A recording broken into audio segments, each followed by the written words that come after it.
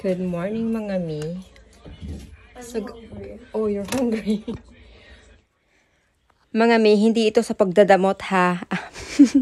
Para na rin to sa sigurado ka na may baon ang anak ko kinabukasan for budgeting na rin at iwas, hala, wala yung baon niya. Kasi ganito yun na naranasan ko. Bumili ako ng mga pagkain niya ng Friday, tapos nung Saturday na kinabukasan, ang aga-aga pagtingin ko sa ref, wala na kasi pinapak na nilang 3. Kaya, ang ginagawa ko, ginilalagay ko sa isang ganyan at ilalagyan ko ng love letter na hindi nila pwedeng kainin yan. Para iwas yelling at magagalitin si single mom. Charot. Pero hindi, for budgeting na rin po talaga yan, guys. Kasi,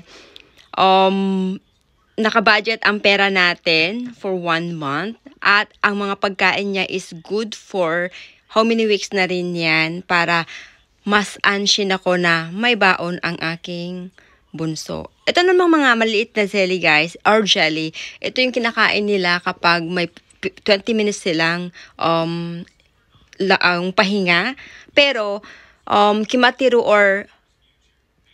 yung oras kung kailan nila kakainin yan or kung kailan nila hindi pwedeng kainin, lalo yung mga sports, drink, and protein bar. Sasabihin sa kanila ng coach kung pwede lang kainin or hindi.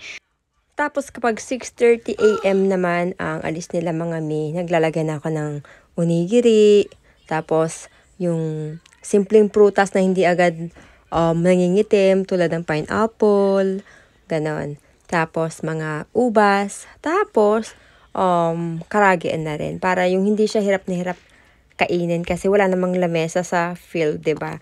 Puro lang nakaupo lang sila, nakasalampak lang talaga sila sa upuan or